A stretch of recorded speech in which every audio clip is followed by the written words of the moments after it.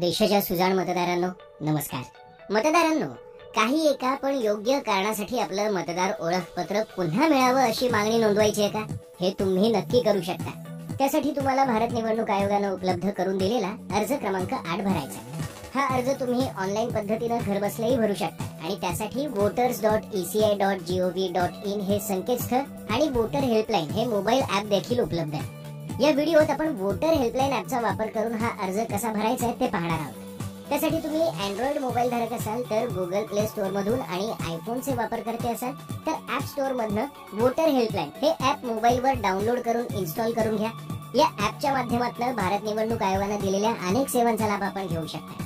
पण त्यासाठी तुम्हाला ऍपवर खातं तयार करून मग लॉग इन करावं लागतं. हे खातं कसं तयार करायचं याबाबतचा स्वतंत्र व्हिडिओ आपल्या YouTube वाहिनीवर उपलब्ध आहे. त्याची लिंक खाली डिस्क्रिप्शन मध्ये सुद्धा दिली आहे. आता ऍपवर लॉग इन झालं की मग आपल्याला मुख्य पानावर तळाशी असलेला एक्सप्लोर हा पर्याय निवडायचा आहे. मग समोर आलेल्या पर्यायांमधनं वोटर सर्व्हिसेस या वर्गवारीतला करेक्शन ऑफ एंट्रीज फॉर्म 8 अर्थात अर्ज क्रमांक 8 हा पर्याय निवडायचा. त्यावर क्लिक केलं की वोटर मित्रा या ऍप सहाय्यकाची सूचना आपल्याला दिसते. ती वाचून लेट स्टार्ट या बटनावर क्लिक करायचं आहे. यानंतर एक समोर नवं पान येतं. त्यावर तुम्हाला आय हॅव एपिक नंबर आणि I don't have epic number असे दोन पर्याय दिसतात. त्यातून S I have epic number हा पर्याय चिन्हांकित करायचा आणि मग नेक्स्ट हे बटन दाबायचं. यानंतर समोर आलेल्या पानावर आपण मतदार ओळखपत्र क्रमांक आणि राज्य हा तपशील भरून त्या खालचं फेच डिटेल्स हे बटन दाबणार आहोत. आपण दिलेला मतदार ओळखपत्र क्रमांक योग्य असेल तर त्याच्या तपशिलाच्या नोंदी उपलब्ध असल्याचा संदेश आपल्याला दिसतो आणि तो दिसल्यावर तुम्हाला तळाशी असलेलं प्रोसीड हे बटन दाबून पुढे सरकायचं आहे. आता तुम्हाला तुमच्या मतदार ओळखपत्र क्रमांकाबाबतचे तपशील दिसतील. ते योग्य आहेत की नाही हे तपासून नेक्स्ट हे बटन दाबून आपण पुढे जाऊया. यानंतर समोर आलेल्या नव्या पानावर आपल्याला काही वैयक्तिक तपशील द्यायचे. त्यापैकी आपलं नाव आणि आडनाव हे तपशील आपोआपच भरलेले असतात. त्या खालच्या रकान्यात आपला आधार क्रमांक लिहायचा आहे आणि समजा आपण तो देऊ शकत नसू तर त्याखाली दिलेला I am not able to furnish my Aadhaar number because I don't have Aadhaar number हा पर्याय चिन्हांकित करायचा आहे. मग त्या पुढच्या रकान्यांमध्ये क्रमानं आपला किंवा आपल्या नातेवाईकांचा मोबाईल क्रमांक आणि ईमेल आयडी हा तपशील भरून नेक्स्ट हे बटन दाबायचं आहे.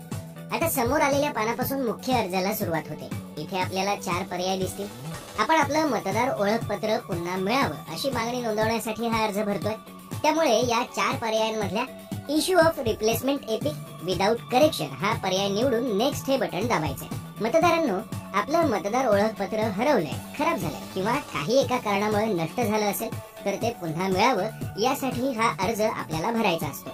आता हा अर्ज भरण्यासाठीचा पर्याय निवडल्यावर समोर आलेल्या नव्या पानावर आपलं मतदार ओळखपत्र हरवलंय की पूर, आग किंवा इतर नैसर्गिक आपत्तींमध्ये नष्ट झालंय अथवा ते खराब झालं असेल तर तसं कारण चिन्हांकित करण्यासाठीचे पर्याय दिसतील. इथे एक गोष्ट लक्षात घ्या.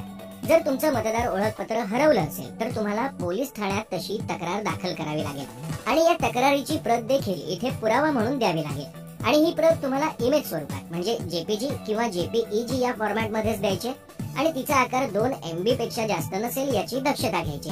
त्यासाठी तुम्ही इथे जेव्हा लॉस्ट हा पर्याय चिन्हांकित करता तेव्हा तक्रारीची प्रत देण्याचा पर्याय देखील दिसू लागतो. ही प्रत देण्यासाठी तुम्ही खाली दिलेल्या अटॅच कॉपी ऑफ FIR या पर्याया अंतर्गतच्या अपलोड या बटनावर क्लिक करा. तुम्ही फोटो काढून किंवा मोबाईल गॅलरीत सेव्ह केलेला दस्तऐवज निवडून जोडू शकता. तसे पर्याय सुद्धा आपल्याला दिसतात. आपल्या सोयीनं पर्याय निवडून तक्रारीची प्रत जोडून घ्या. आपण हा अर्ज भरण्यासाठीच्या योग्य कारणाचा पर्याय चिन्हांकित करण्याची प्रक्रिया पूर्ण करून मग नेक्स्ट हे बटन दाबायचे. आता समोर आलेलं नवं पान म्हणजे एक प्रकारचं घोषणापत्र आहे.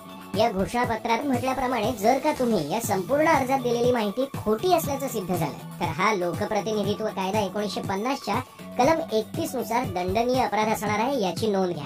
या सूचनेखालीच दिलेल्या रकान्यात अर्जदाराचं नाव आपोआप भरलेलं असल्याचं दिसतं. त्या खालच्या रकान्यात तुमचं ठिकाण नमूद करा आणि डन या बटनावर क्लिक करा. मग तुमच्या समोर आपण भरलेल्या अर्जाचं प्रारूप दिसतं. ते काळजीपूर्वक तपासून घ्या. अर्ज व्यवस्थित भरला असल्याची खात्री झाली की मगच तळाशी दिसत असलेलं कन्फर्म हे बटन दाबा. झाला तुमचा अर्ज दाखल. अशा रीतीने अर्ज दाखल झाला की मग या अर्जासाठीचा संदर्भ क्रमांक असलेला संदेश आपल्याला दिसतो. हा संदर्भ क्रमांक वापरून तुम्ही तुमच्या अर्जाची स्थितीगती जाणून घेऊ शकता आणि त्यामुळे त्याची व्यवस्थित नोंद करून ठेवा.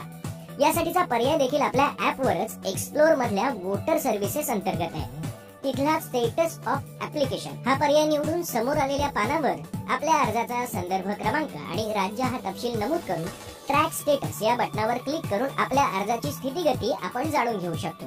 पाहिलं, योग्य करण्यासाठी आपलं मतदार ओळखपत्र पुन्हा मिळावं अशी मागणी नोंदवण्यासाठी वोटर हेल्पलाईनच्या माध्यमातून उपलब्ध करून दिलेली ही ऑनलाईन अर्ज प्रक्रिया केवढी सोपी आहे ते लक्षात घ्या. ही प्रक्रिया पूर्ण करणं ही आपली कर्तव्यनिष्ठ जबाबदारी आहे. या सेवेच्या माध्यमातून ती पार पाडा. इतकंच. धन्यवाद. मुख्य निवडणूक अधिकारी महाराष्ट्र राज्य यांच्यातर्फे जनहितार्थ प्रसारित.